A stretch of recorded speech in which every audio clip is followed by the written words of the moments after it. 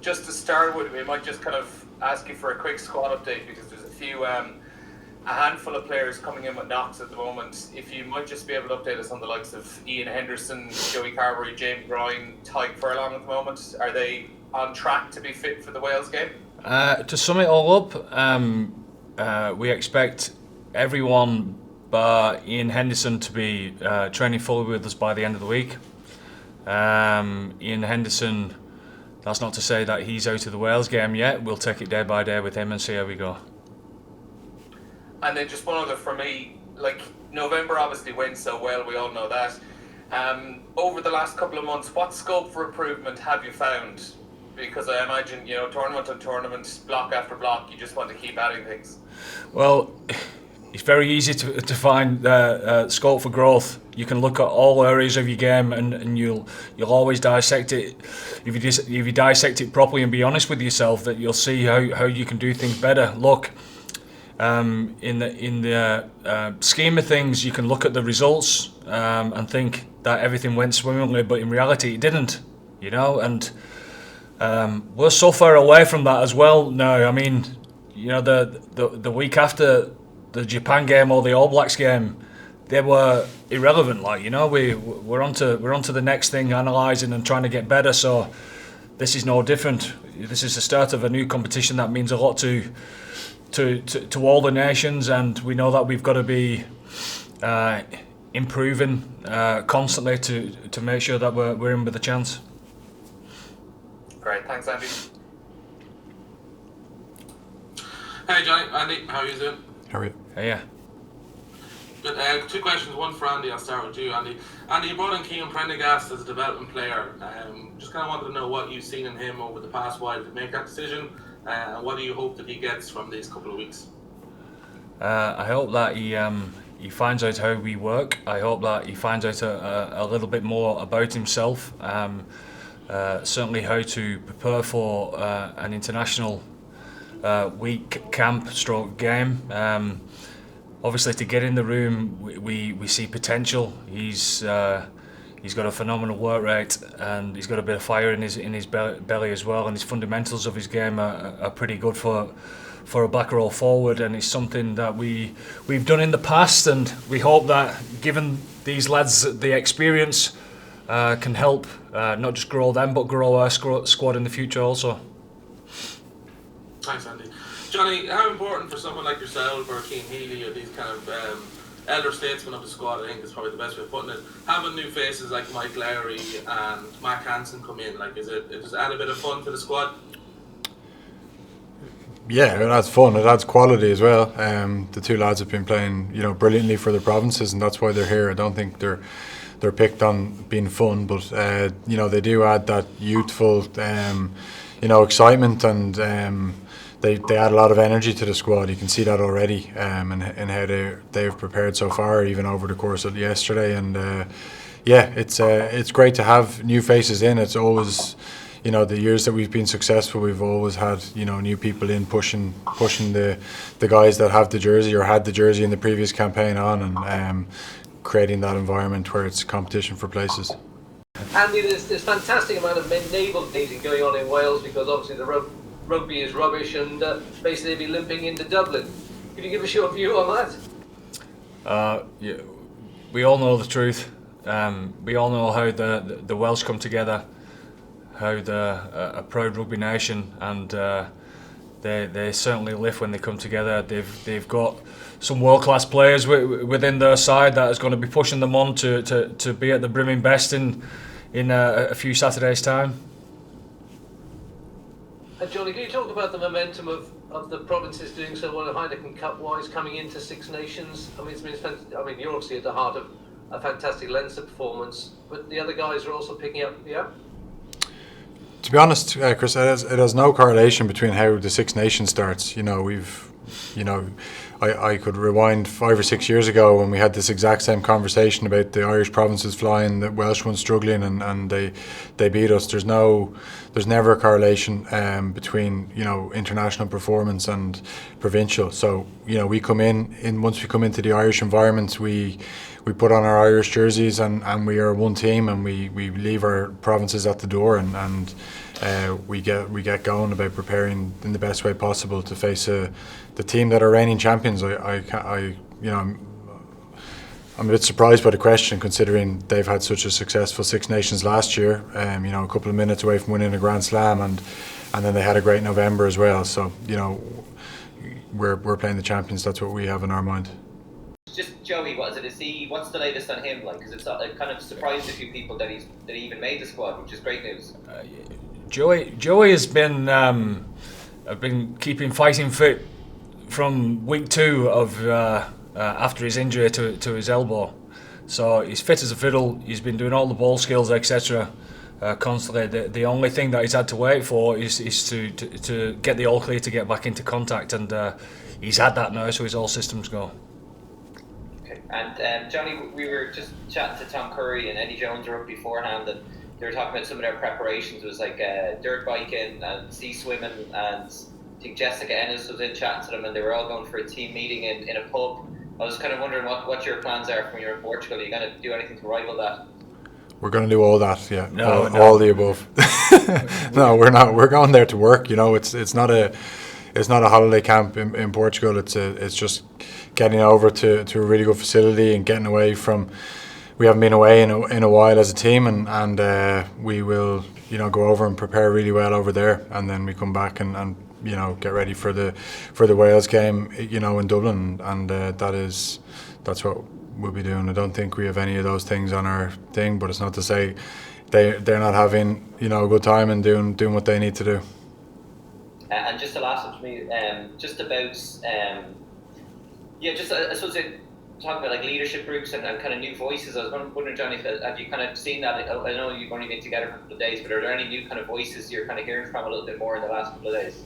Look, we only came together yesterday. We obviously had a good few meetings and getting organised, and look, there's new faces, so you're always going to hear new voices when new guys come in, and straight away guys are talking up and making sure that they're asking questions and making sure they're prepared properly. And look, that's what keeps the environment fresh is guys that deserve to be here, that have played really well for the provinces, that come in and get rewarded for that. Andy, a question for you first of all. Obviously, we've got the immediate future to think about with this upcoming tournament, but obviously you've got to have in the back of your mind the medium and the long term, obviously running into World Cup 2023. I'm just wondering, how are you progressing with those kind of stages of the preparation towards that tournament next year? It's something that we always keep checking, where we're going and why we're going there. It's important for us to have an angle on that. The autumn, we said back in September that the cycle was starting. The journey was starting up until the World Cup, and it's a pretty exciting journey that we're going to go on. Starting with the autumn, obviously three tough games to get stuck into there. We found a lot out about ourselves. This Six Nations always takes its own course, and it's always very unpredictable, etc. But it's the place we want to be. You look at the Six Nations. I mean, having the champions at home for the first game is unbelievably challenging and exciting at the same time. Going to Paris and going to Twickenham and playing the last game at home, etc., is where we want to be. We want those challenges. We want it to be as tough as we possibly can, because we keep finding out about ourselves, and then obviously we go to New Zealand at the end of the year and we kick on to another year, and all those experiences are going to help us progress to the World Cup. Thank you, Andy. And a question for Johnny. Obviously, everyone will remember the win against the All Blacks in November. I know, obviously, you've got the champions coming up, first of all, coming from Cardiff, but in terms of going to Paris to face the French, is that the standard bearer in terms of where they are, given that they were also successful against the All Blacks last November? Yeah, look, I think we haven't really spoke anything beyond Wales, but the French in Paris is always one of the biggest tests in international rugby. Our record over there, we've picked up only a few wins ever, and we know how tough that will be when we come to it. And France are building a good young side and very exciting, and they got some good coaches in there as well. So it'll be a huge challenge whenever it comes, but or when it comes. And but for the moment, let's focus on getting our preparation right for playing the champions at home. Of course, another drop goal perhaps in Paris. Thanks ever so much, gentlemen. Thank you. Thanks. Hey Andy, that's great news on Joey, and obviously he was in the matchday squad around autumn. How much has Jack Carty done to potentially challenge that and push his way in there? He's done very well. Certainly this season. Obviously, Connacht are playing extremely well as a team, and I think what's helped Jack along the way as well is the captaincy, the ownership of the captaincy has been new to him, and I think some people sink or swim with that responsibility, and he's certainly helped Jack as far as his leadership's concerned of the team and the way that they want to play. I've been super impressed always by his game understanding, etc. But there's other parts of his game that's really come on, i.e. his attacking game. His ability to play at the line and play square and be more connected, etc. has been very impressive. I know Mike Lowry and Matt Hansen have been in there before in the camp, but what convinced you that they're ready for a Six Nations squad, and how excited are you to have those two in the mix? Well, we bring them into the squad to see how they are in a different environment, and as you know, Miri, it's very different in an international setup. You've got to be able to get up to speed as soon as you possibly can and adapt to a different way of playing, and also with all that, can you bring your point of difference? Can you be yourself, etc.? And we've seen them in that environment, so we know what they're like. We know the type of attitude that they bring, or whether they can be themselves in our type of environment, and we think they can. Well, actually, we know they can, and on top of that, coming out of that experience of being in here is one of the reasons why we do it, because hopefully it kicks them on, and they've certainly been performing extremely well for the provinces. Yeah, I might just ask Johnny a very quick one, if you don't mind. Johnny, I know in the past you guys have set big ambitions, even the Grand Slam year. It kind of came out afterwards that you discussed that. Have you set a big target for this championship? To be honest, we only had yesterday together, which was mainly getting our head around all the plays and terminology, because obviously Ireland have it different to all the provinces, and so we haven't had that conversation yet. But we will. I suppose it's probably something that we probably keep in house. I suppose what we said after that after the Grand Slam. We sort of said that. But look, we're on a journey together, and this is a big part of it. We don't want to be just focusing on a World Cup. We want to win here and now. You know what I mean? I don't think you ever come into this competition, with a goal to finish second or third, or fourth. You come in and you want to win, but how we do that is prepare really well and get off to a good start against Wales. Hi Johnny, just listening to your interview earlier, you mentioned about COVID and that setback you had. Did that overlap at all with your rehab after the New Zealand match, or was it extra? And when you said you were knocked out, whatever you're comfortable saying, were you bedridden, or how bad was it? Look, it was at the end. I was back from the knee injury, ready to go, and then obviously picked it up and was sick for a week or so with it, and then obviously it takes a little bit of time to get back fully fit, and then a couple of games were cancelled. So obviously first game back was a European game, so blew the lungs out in that. It was a shock to the system, but I felt much better last week, and then hopefully now we'll train hard this week, and it'll be another good step in my preparation, and I know I need to train well to warrant my place in the team, and that's all my focus on now is getting as fit and ready as possible to challenge for that spot.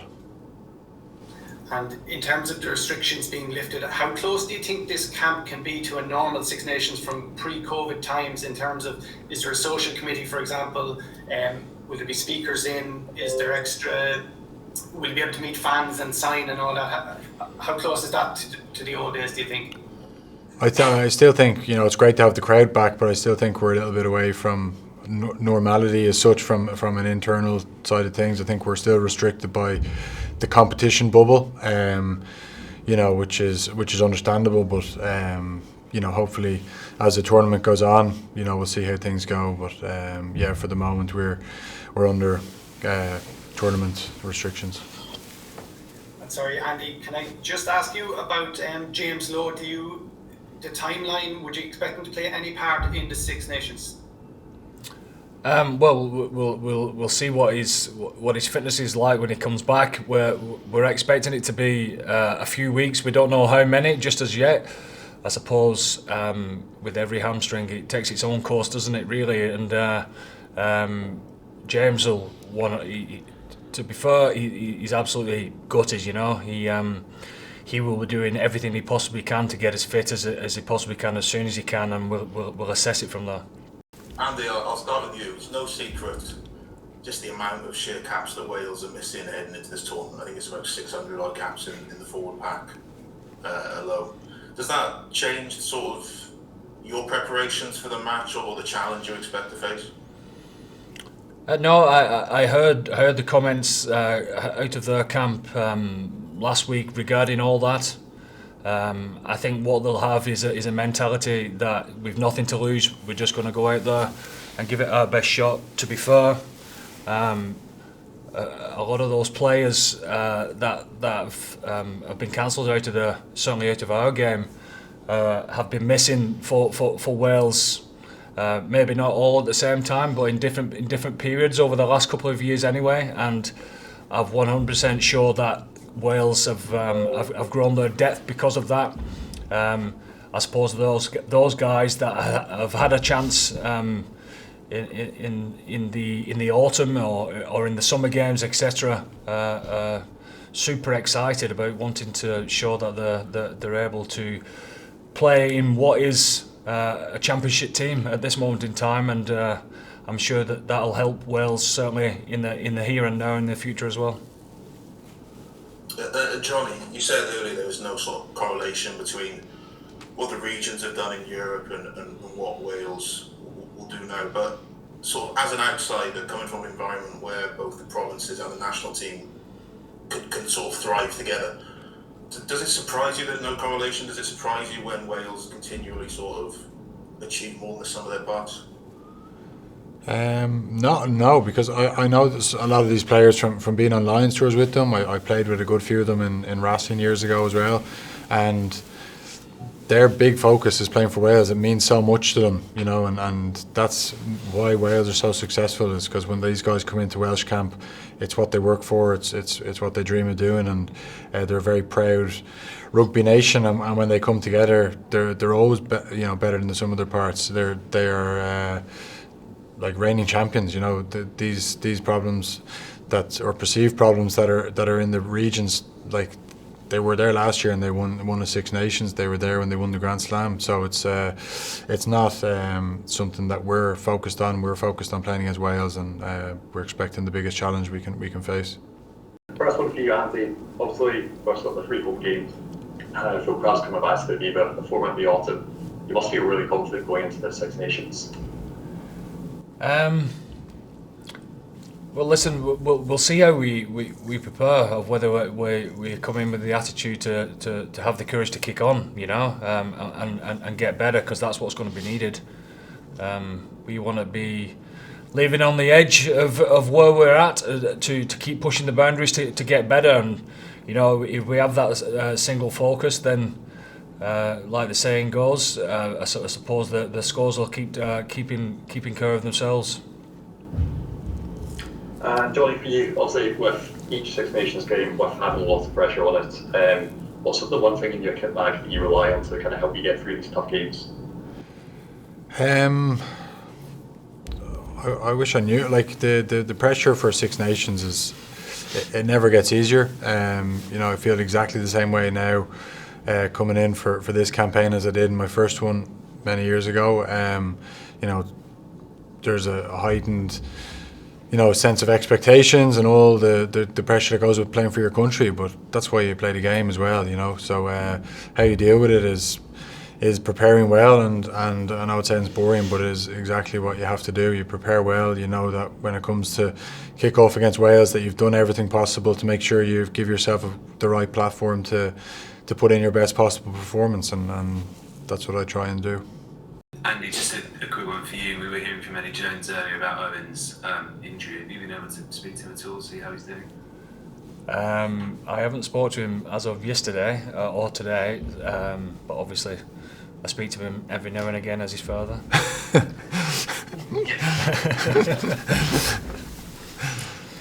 He's look. It is what it is. Like, you know, you take the rough with the smooth in top level sport, and as far as he's concerned, he's probably had one major injury before these 2 ankle injuries, and you know, he's, what is he, 30 years of age, I think. As I say, you take the rough with the smooth and just move on. How do you expect Owen to bounce back from this? Well, I'm sure that I know that he's absolutely gutted to have another injury, which everyone would be, certainly at this time of year, because the Six Nations is massive to everyone, and Johnny will tell you that more than anyone, you know. But I've no doubt it'll whet the appetite to come back bigger and stronger. And Johnny, just Andy, just on Owen, I mean, how much is this going to hurt England, do you think, in the Six Nations with a player of his calibre missing now? Look, any team in the world would miss a player of his calibre, and with his leadership. I've been in environments with him before, and it's outstanding. And look, he'll bounce back, I'm sure. You know, I think something like this, as bad as it feels at the time, will lead him on to coming back feeling fresher and hungrier than ever. Not that he needs it. He's a hungry fella, but he'll come back better. Maybe a question for Johnny. You're coming to Paris for the second match of the tournament, second game. I just want to know what's your opinion regarding the French scrum half, Antoine Dupont, as a new French captain in that role? Yeah, he's an all right player. He's what an outstanding, you know, few years he's had. He's been brilliant, and he's a player that, you know, getting the captaincy will probably bring the best out of him as well. You know, he's a massive threat all over the pitch, and like many French nines, he kind of dictates the play for them, and you know, he's been brilliant. So I can't speak. I won't do him justice in my words, but he's been outstanding. You think he will be different with the pressure? No, I think someone like that he's probably like a leader behind the scenes anyway. So the fact that he's been made captain probably won't change him too much. You know, obviously the only extra responsibility will be doing a little bit of extra media and a little bit of you know, talking to the ref and stuff like that. But you know, I'm sure he seems to know the game, you know, really well. You can tell that by how he plays, and you know, I'm sure he'll thrive, you know, under the captaincy. Andy, how exciting is it to have Gavin Coombs back in and hopefully available this time? It was obviously very frustrating for him in November, but he's kind of picked up speed again. Yeah, it was frustrating for him, because you want to see continuity within a series, going week from week and seeing people grow. Certainly people who are new to the environment, and obviously Gavin being young and pushing so well at provincial level. You want to see him to have that opportunity to thrive and grow and get used to the competition here. He's back playing really well now. He seems fit and raring to go, and I'm sure he's got a point to prove. Just to ask you, just how much of a loss almost is someone like Ultan Delan like heading away, and then at the same time rewarded for his form, we see Kieran Treadwell back as well. Yeah, obviously Ultan's a great player, and he's been unbelievably reliable for us at this level for many years, and he's a big game player. Ultan, he's always stepped up when the pressure's been on. He's powerful. He's different to some second rows. He's powerful. He's a handful to stop with his ball carry, and he's a very good scrummager at the same time. So we'll certainly miss him in and around the Irish squad. But as you say, it opens doors, doesn't it? You know, there isn't just Kieran Treadwell, who's playing well and pushing for places. The one or two other guys that are playing extremely well for the provinces, who are extremely unlucky not to get picked. And I suppose Kieran Treadwell is of a similar ilk to Ulton. And when you're picking 5 second rows, the blend of those second rows is very important to get right. Andy, just before you go, we have a welter registered in the back row. It was spoiled for choice really with the talent we have. Would you rather, as a coach, manage the minutes and try and get everyone meaningful game time, or is it just a case of who's performing in training and who kind of suits the game plan best for that week?